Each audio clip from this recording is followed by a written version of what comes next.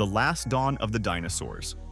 The last day didn't begin with fire, it began with light. A sunrise stretched across the horizon like a slow, deliberate promise. Pale gold seeped into the skies, spilling across wetlands and plains, highlighting the deep greens of cycads, ferns, and conifers. There was nothing unusual about the light, nothing to hint that it would soon betray the world that had endured for over 160 million years. Warm, familiar, unaware, the air carried the same mixture of moisture and scent that life had breathed for countless generations.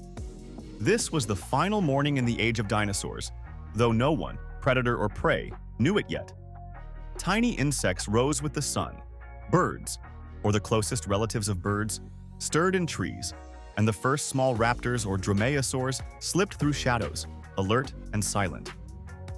Every sound, where every movement, every instinct had prepared these creatures to survive danger, yet nothing had prepared them for what was coming. Dawn broke over a world that had already endured almost incomprehensible spans of time. Forests began to exhale slowly as leaves caught the first rays of sun.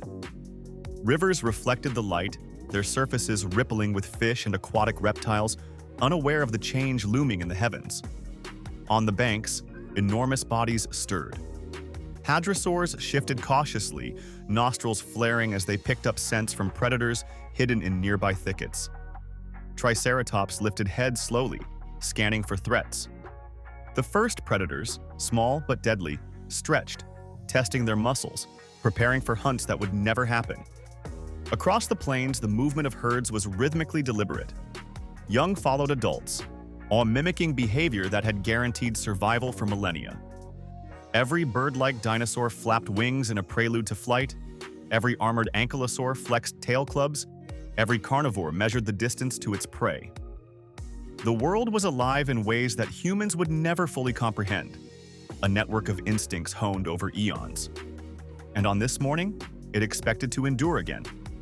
For millions of years, Earth had survived massive volcanic eruptions, rapid climate changes, asteroid impacts of smaller scale, and shifting continents. Every generation learned the lessons of survival, passing them to the next in a silent, biological inheritance. Today, the dinosaurs trusted that inheritance. They trusted that instinct. Life moved as it always had, precise and patient. Herbivores grazed or browsed with deliberate care, timing each bite to the rhythm of sun and shadow. Juveniles clung to adults, learning the subtle signs of danger. A sudden rustle in the undergrowth, a shadow crossing a distant hill, the vibration of footsteps through soil and sand. Predators held themselves back, waiting for the right moment to strike, conserving energy, judging the odds. The rivers that snaked through the land carried crocodile-like reptiles silently through reeds, unnoticed by any watching eye. Nests were tended meticulously. Eggs were protected with care, not from predators alone, but from the unpredictability of the world itself. Every creature was performing the same ancient calculation: how to survive today, how to avoid being the unlucky target of the day's hunt. Yet today, the calculations would fail. There was no sound in the sky to announce the coming devastation, no tremor in the ground to alert even the most sensitive footpad of a predator. Only instinct guided decisions, and instinct was blind to what lay beyond the horizon. Far beyond any sense of sight or comprehension, something was already in motion. A massive body, hurtling through space, carried the force of nature itself, destined for what is now the Yucatan Peninsula. Moments from now, it would strike the Earth with an energy unimaginable, carving the impact crater we now call Chicxulub. But on the opposite side of the planet, life continued as if nothing were about to change. A predator paused mid-hunt to avoid unnecessary risk, weighing injury against opportunity. A herd altered its path to remain in familiar terrain, relying on old knowledge and experience. The nesting sites were chosen with care, following patterns that had worked for generations.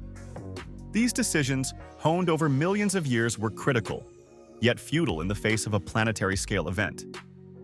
Survival was no longer being dictated by immediate threats in the environment. It was about to be tested by the planet itself, by forces so immense and so indiscriminate that the instincts of millions of species would matter very little. When the impact occurred, it did not arrive as a singular event. It came as a cascade of consequences, radiating outward from the moment of collision. Shockwaves tore through the atmosphere and ground, vibrations traveling faster than the eyes could see. Temperatures rose abruptly, a flash of energy that ignited forests across continents, turning leaves to ash and wood to embers. The sky became a storm of molten debris and dust, blocking sunlight and turning day into a sudden, suffocating twilight. Fire rained down across countless ecosystems, igniting habitats that had endured for millennia. Oxygen itself burned as clouds of particulates altered the atmosphere, while photosynthesis, the engine of life, began to collapse. Yet extinction did not strike immediately. It began slowly, with silence growing heavier across the land. Plants failed to germinate, herbivores starved as food became scarce, and predators found themselves without prey. Hunger spread like an invisible predator across every biome. The final dawn had passed unnoticed, and the world had moved into an entirely new type of survival, a struggle that required endurance, patience, and adaptation on a scale no living creature could imagine. In these final hours, the age of dinosaurs unfolded in a quiet, almost heartbreaking rhythm. Some dinosaurs lingered near water, trying to drink from rivers that would soon be clogged with debris. Others retreated into forests, seeking shelter under canopies now vulnerable to fire. The behaviors of the day became meaningless gestures of survival. Herds that had relied on safety in numbers found themselves scattered, as the very land betrayed them. Nesting grounds became death traps. Young that had just learned to walk found themselves prey to the environmental chaos, while the oldest survivors bore the weight of instincts honed for a world that no longer existed. Predators, accustomed to hunting for strategy, were met with uncertainty. Their cunning, speed, and strength could not overcome atmospheric collapse, widespread fires, or the sudden absence of light and temperature regulation. The planet had become a new kind of hunter, and no one could outrun it. Across every continent, extinction unfolded like a domino effect. The failure of one species led to pressure on others. Herbivores that survived the initial firestorm starved from lack of plants. Predators starved in turn, unable to find weakened prey. Ecosystems collapsed, one link at a time. Rivers became clogged with ash and debris, oceans warmed and acidified, and the cycles of life, long stable, were broken in ways that would take millions of years to recover. Yet, even amid this catastrophic collapse, some forms of life endured. Small mammals, reptiles, and avian ancestors hid, burrowed, or flew, waiting for the light to return and for ecosystems to stabilize. Life's resilience proved that while the age of giants ended in silence, extinction was never absolute. It was transformation. From the shadows of disaster arose the first opportunities for the next era, laying the foundations for mammals, birds, and eventually, the world as humans would come to know it.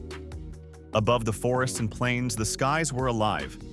Pterosaurs glided across thermals, their enormous wings beating with effortless grace. Tiny avian ancestors flitted between branches, unaware that this morning would be their last sunrise in a world ruled by giants. The wind carried scents of rivers, plants, and prey, a map that every predator had learned to read over countless generations. Yet even as they soared, the first fragments of dust and debris from the impact began their slow, invisible descent, unnoticed by any eye.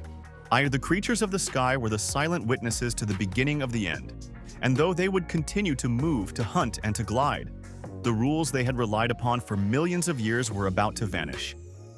In the dense forests, the first fires ignited in moments. Volatile resin from trees, dried ferns, and deadwood caught flames from the intense heat of ejected material raining from the sky.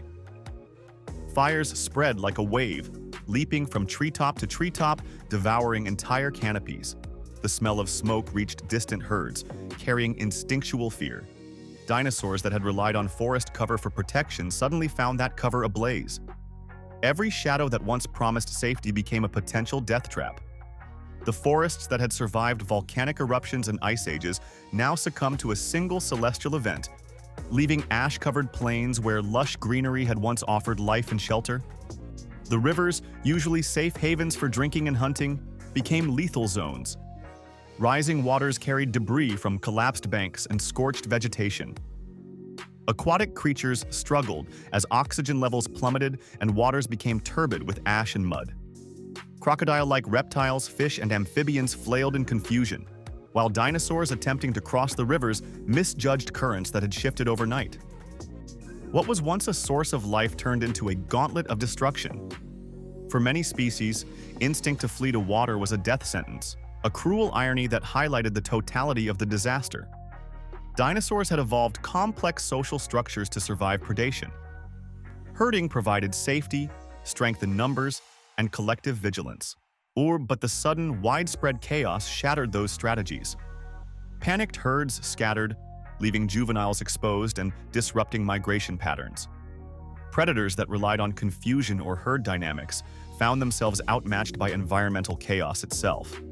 Natural hierarchies collapsed as instinct alone failed to mitigate the new threats. This breakdown was not instantaneous, but occurred in cascading waves, slowly stripping away the survival advantages that had worked for millions of years. Not every creature succumbed immediately. Tiny mammals, insects, and early avian species experienced a temporary advantage.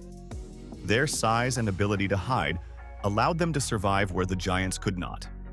Burrows became sanctuaries, and dense foliage provided camouflage. The insects that had been food for dinosaurs now faced a temporary boom in populations, creating a strange, silent inversion of the food chain. Yet even these survivors were not entirely safe.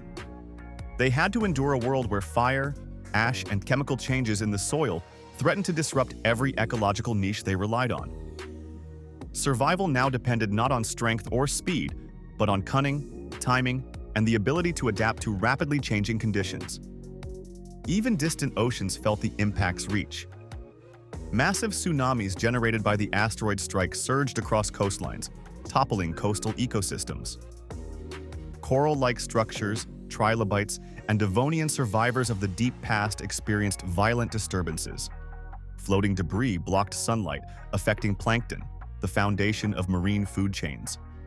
Fish populations began to collapse. Predators went hungry, and marine reptiles that had thrived for millions of years now faced scarcity. The interconnectedness of land and sea meant that nothing was immune. Extinction was global, indiscriminate, and relentless, a reminder that Earth's systems were tightly bound and vulnerable to single catastrophic events. Amid the destruction, seeds of the future began to sprout. Life that survived this cataclysm was small, adaptable, and often hidden from the giants that had dominated for eons. Early mammals burrowed and waded. Avian ancestors exploited niches left by fallen species. Forests would eventually regrow, rivers would find new courses, and oceans would stabilize. But the Earth had changed permanently. This final dawn was a turning point, not just for dinosaurs, but for the trajectory of life itself. And the age of colossal rulers had ended, and the stage was set for a world shaped by endurance, adaptability, and innovation rather than sheer size. Do you want me to do that next? The last dawn rose without warning, and it set without witnesses. There was no triumph.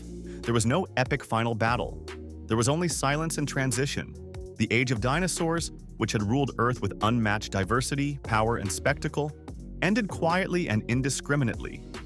From that silence, life endured. It became smaller, quieter, more adaptable. It learned to thrive under new rules. And from those quiet survivors, a new world began. A world shaped not by giants, but by resilience, by strategy, and by the species that could wait, watch, and adapt in ways that had never before mattered so profoundly. That final sunrise, warm and familiar, sight would never shine for the dinosaurs again, yet it marked the threshold to a planet ready for something new. A chapter in Earth's story that would unfold over millions of years, patiently, relentlessly, and silently.